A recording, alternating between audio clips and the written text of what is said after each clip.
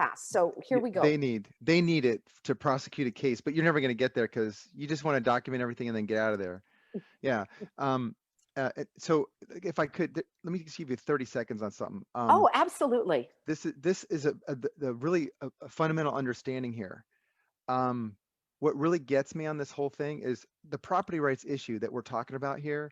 Because yeah, they are testing to see how many people will give up their rights. These are property rights, okay? These are not constitutional rights. Get that out of your mind. You don't have constitutional rights, okay? The Constitution is supposed to restrain government. It doesn't give us rights. We had rights Right. like that before they had written laws. So, but yeah, if we don't stop this, and if we don't find those testing grounds like Sprouts, get them and put a stop to it now, they're going to conclude that their model is working, and all we need to do is spread it out now. So we need to jump on those, and that's why I'm doing this. Tell Um, us, John, what are property rights okay, exactly? What's the a property definition? right. Let me give you an example. Okay, this is where most of society is being taxed out of existence. It's through taxing people's intangible property rights. An intangible property right would include something like, I'm deciding what I'm going to wear today. That is a property right. Also, my right for no one to hear a conversation I'm having with someone else unless I want them to. That's called a privacy right. Privacy is a property right. It doesn't come from a law. It's a human right. That's why we have all these, well, there are written statutes like the Patient's Bill of Rights. Yeah. These are basically telling the insane people, okay, which are corporations, what rights people already have and what restrictions you have, you insane corporation. Because, by the way, corporations are defined as insane persons. I love it. I've Yeah. got to emphasize and magnify this. Listen, friends, laws are not written to give you rights. Laws are written to restrict those from violating your Yeah, rights. exactly. Okay, this is the most important thing to understand. And I know myself. I get very passionate, and I'll start mixing words and all of that. But I want everyone to understand that we have God-given rights. And I know people have the cards, and I even have cards. You don't even need cards. Okay, No, you're a you don't. human being. You have you have this irrevocable right to go to these places. And John is explaining property rights and privacy rights that we are born with. And these other Bill of Rights and things are to explain to others clearly so they understand where the line is and where they may not violate those rights. This is very, kind of an advanced learning, which I think is very, very important. And then we're also going to have the nuts and bolts of how to Yeah. protect that. Yeah. So I'm going to get into this, a couple other things to talk about how you And I've got expose the all the financial. time in the world. Yeah. Okay, Keep going. super. Yeah. All right. But understand this part here. This is where people are not sure, and you need to be certain on this, I think, anyways. You need to understand where this is coming from. We're not just trying to cause trouble in society, and there's something else going on here, obviously. I think we can realize that. Um, Viruses are not contagious between people, anyways. Okay. The named virus COVID-19, that is not a virus. It doesn't exist. It's never been isolated. There is no documents on it. Now, someone has patented, I believe the CDC patented some genetic material that they modified and they called it COVID-19. I believe that does it exist, but the human body has about 18 coronaviruses. The human body makes coronaviruses to clean itself. They do not travel in the air, and they're not in a place like Peggy said on the pool area. They're not in a place. You don't have to wipe everything down all the time. Don't wash your hands with sanitizers. There's methanol in that. That'll kill you. About 75 to 90 brands have methanol in it. So that's the other part of this. COVID-19 is not a contagious virus, and viruses are not contagious between people. Bacteria are, but not viruses, okay? A virus is a cleaning agent. It's made by the human body. So It's like that's saying, oh, we found that everybody has red blood cells. Yes, everyone has red blood cells if you're alive, and everyone has oxygen and potassium and calcium and all of that in your body. So it's also like the whole hoax with cholesterol. Cholesterol is one of the most important components of your cell membrane. When you take away cholesterol, you actually induce Alzheimer's. And I will yeah, tell you this because my dad yeah. died at the hands of medical terrorism. But the reason it's so important to explain all all of this, friends. And, John, we've Mhm. got to have another conversation another time about the whole egregious concept of public health, which is ridiculous. There's Yeah, individual health, but right. I want everyone to understand that these there's a large, and people that are following and listening know this, there is a larger agenda at work, and we have to be on our toes. We have to be on our toes about the science, about the medicine, about the social implications, and our focus today is really about the legal remedies. So first of all, we're laying down some of these premises, so please continue, John. Okay, and there is something later I want to mention about that that does affect everyone. We'll get into. I made a note here, Okay. but okay. So I'll give you an example. So we can do this. We can do this with any place where you have a problem, any place of business where you're having this problem. You can do this with anyone. So there is always an intake form for the Department of Health. Now, the Department of Health is behind this scam, but the Department of Health is also supposed to police situations where people who are not authorized or licensed are giving medical advice. I love So it. so it's going to be an interesting thing how this plays out. I'll give you a brief story here, but we went to Applebee's the other day. We couldn't sit down without wearing a mask. Of course, I'm not going to do that. I'll never do that. So we just called up. My wife just called up another Applebee's, and we went to the other one, and they were fine. But so I did the same thing I always do. I got the floor manager. In this case, this guy was actually the general manager. So great, got him to admit, yeah, you can't wear, so I documented all that. So here's what I did. I filed a complaint with the Department of Health on their own form. And I said, there is an employee at, Applebee's restaurants who's requiring patrons to undertake a medical intervention as a condition of, patronizing the restaurant. So I filled out this form, sent to the DOH. They called me like a couple of days later.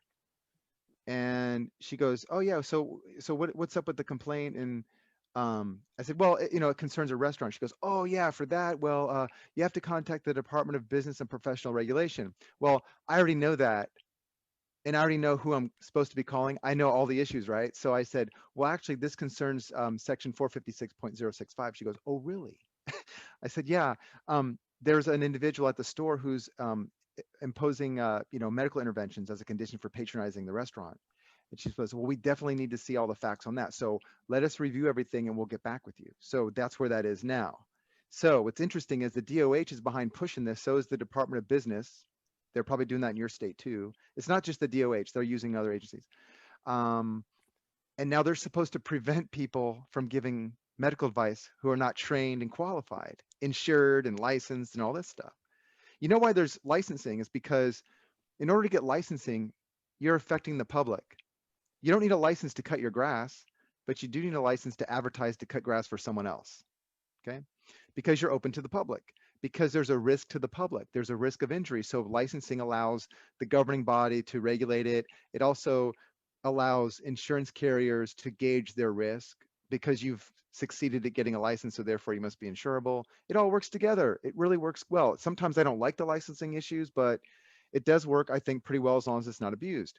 So when you have someone who's completely not licensed, who would never qualify for a license, who's engaging in this, it'd be like a person who's playing with fire at a daycare center. I mean, that's how insurance looks at it. So by filing a complaint with the Department of Health over violations of unlicensed practicing of medicine, also denying you informed consent in that situation is another legal violation. I don't know if it's like a unlicensed practice of medicine, but it is a legal violation in the medical area. And informed consent requires that you be informed before you are given the chance to consent or not, okay? So you cannot be informed of a medical procedure unless you're given all the pertinent information that's available to the physician. And get what I just said, to the physician who's going to consult with you. You cannot have informed consent unless there's a licensed physician. So a store manager, restaurant owner, not going to do it. So you're already denied informed consent along with the illegal medical intervention. Okay. That's a big issue. Informed consent, you can slam on that all day long. It's a big liability. So now you've got a person who has a particular license to engage in, they have permission to sell a thing to people in general, but they're engaged in this activity over here where there's another set of licensing that they don't have, and they don't have qualifications. Okay. The other issue is that they have no duty. A restaurant has no duty to protect the public. You want to point that out to them. This is another item you want to bring up to the attention of, and you'll see this in the letters here. You bring that to the attention of the risk manager, the chief counsel for the organization. They have no duty to protect the public, but yet they're acting in that capacity. Moreover, they don't just have zero duty to protect the public. They don't even have the capacity to protect the public. And that language I'm telling you right now comes from case law. You can go see the case law. This is what judges have been saying for 50 years or 100 years. You have to have a duty to protect the public. You have to have the capacity to protect the public. That means you have to have the funding, the training, the equipment, and you have to be insured, really, and the qualifications to engage in that activity. If I saw a fire in my neighborhood, I couldn't just go over there and start trying to put it out. I mean, I probably could, but I really shouldn't. I'm not qualified. I don't know what happened. You know, I don't understand all that stuff. I'm not a fireman. So that's why we have these restrictions. And somehow, I mean, even if there was a pandemic, the law still is the same. It doesn't repeal laws. They have a problem.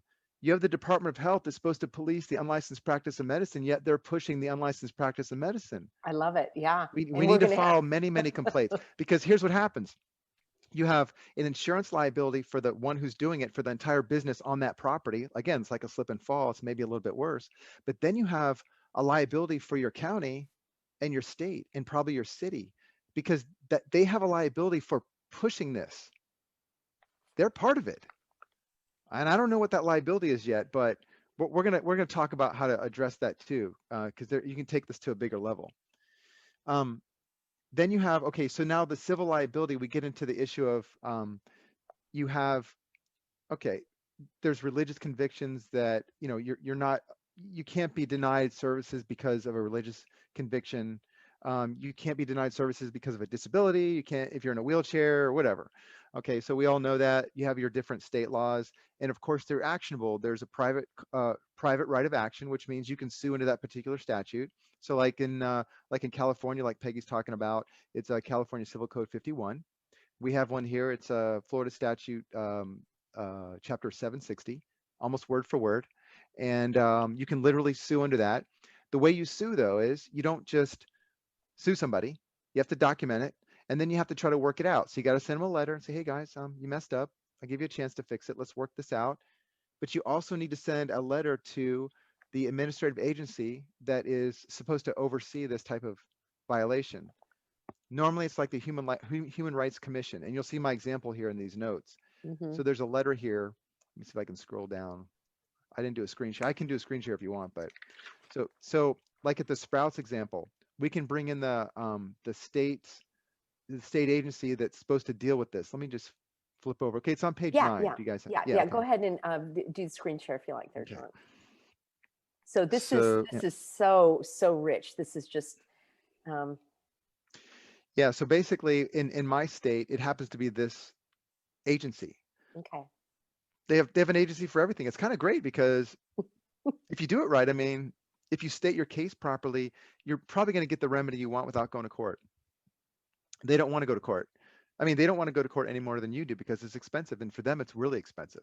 If you go to court by yourself, you might pay like $500 in filing fees or something over a period of a year. For those guys, literally, it's like $50,000. And you know, as much as I don't like to, sometimes I win just because of the cost of litigation. I really would like to win on the merits, but this will work in our favor. So you present it like this. So here's my general statement here. I went and got their own policies. Okay.